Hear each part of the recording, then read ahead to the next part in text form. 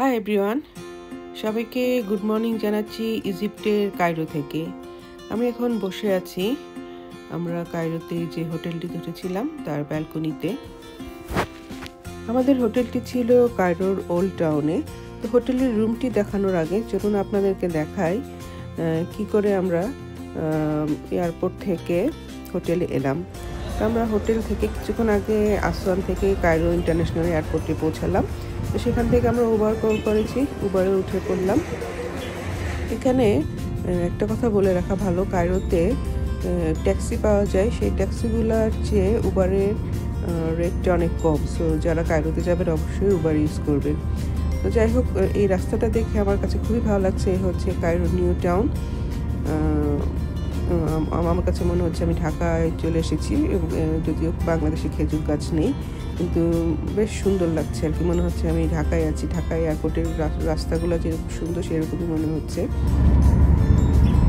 চারপাশে কি সুন্দর করে গাছপালা লাগানো, যে বললাম যে খেজুর গাছগুলো ছাড়া আদারওয়াইজ মনে হচ্ছে যে আমি ঢাকায় আছি।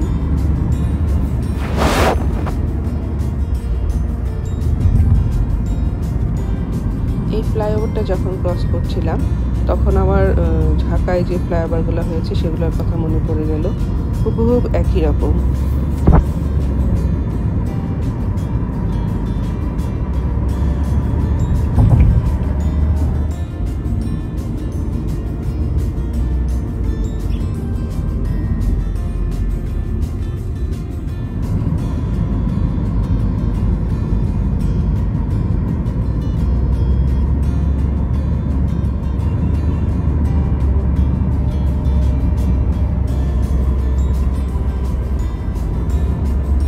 আমরা এখন নীল নদের নিচ দিয়ে যে একটি টানেল বয়ে গেছে, যেটি নিউ টাউন ওল্ড টাউনের সাথে সংযুক্ত করেছে, সে টানেলটি ক্রস করে চলে এলাম ওল্ড টাউনে।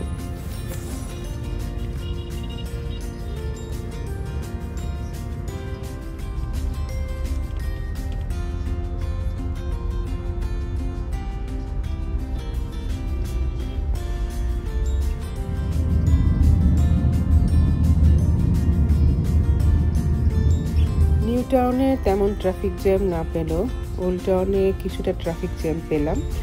এবং এই হচ্ছে চারপাশে সবগুলো ওল্ড টাউনের সবগুলো দেখে আমার কাছে ঢাকার এলিফ্যান্ট রোডের কথা মনে পড়ে গেল। সবগুলো আমার কাছে সেই এলিফ্যান্ট রোডের মতোই লাগছে। এলিফ্যান্ট রোডের আশেপাশে দোকান, কাপড়ের দোকান, যাই হোক, অবশেষে আমরা চলে এলাম আমাদের হোটেলে। এই যে আমাদের হোটেলটি দেখা যাচ্ছে। আমরা এখন উবারটা একটু সাইড করে আমরা উবার থেকে এখন নেমে পড়ব। আমাদের হোটেলটির ঠিক নিচে একটি বেকারি ছিল। তো বেকারিতে গিয়ে আমি একটু দেখতে চাইলাম কি কি এখানে বানাচ্ছে। বেশ ফ্রেশ বেকারি আইটেম, পিৎজা বা নানা রকমের জিনিসপত্র বানিয়েছে। কিন্তু যদিও এখন দুপুর টাইম, 1টা বাজে, তাই এখন আর কিছু নিলাম না। তো চলে এলাম আমরা হোটেলে। আমাদের হোটেলটি ছিল একেবারে পুরাতন কায়রোর হোটেল। তো চলুন তাহলে ভেতরটা একটু দেখাই।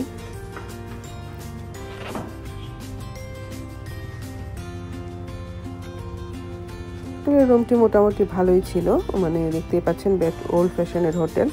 এখানে একটি রেফ্রিজারেটর দেওয়া ছিল, ওইতেই খুশি, কারণ বাইরে যে প্রচণ্ড গরম। মিশরে একটি কাবার্ড ছিল, আর 3 জনের জন্য 3টা বেড ছিল। রুমটা এসি করা রুম ছিল। একেবারে মানে ওল্ড টাউনের, মানে কায়রো একেবারে প্রাণকেন্দ্র বলতে পারেন এই জায়গাটা। তো সেখান থেকে বেশ মোটামুটি ভালোই ছিল হোটেলটা, আমি বলবো।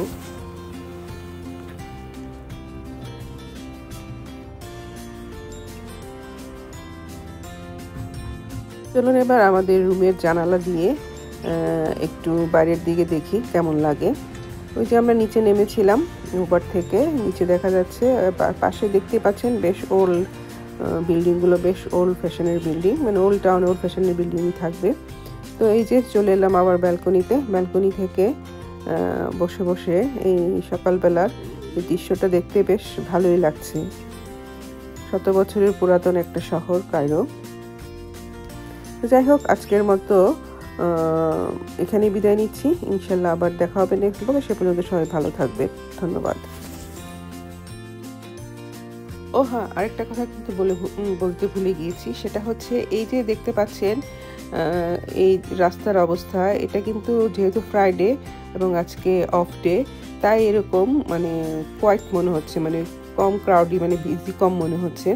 আদারওয়াইজ কালকে যখন আমরা এসেছিলাম, আমি এটা ভিডিওটা পরের দিন সকালের ভিডিওটা নিয়েছি, কিন্তু যখন আমরা এসেছিলাম রাস্তাটায়, যেহেতু আমি আগে বলেছি এটা একটা ওল্ড টাউন, বেশ একেবারে আমাদের ঢাকা শহরের মতো কিন্তু খুবই বিজি এবং খুবই একটি কেওটিক একটি জায়গা। এটা যেহেতু ফ্রাইডেতে ছিল তাই সকালবেলা, তাই এরকম কম ভিড় দেখা যাচ্ছে।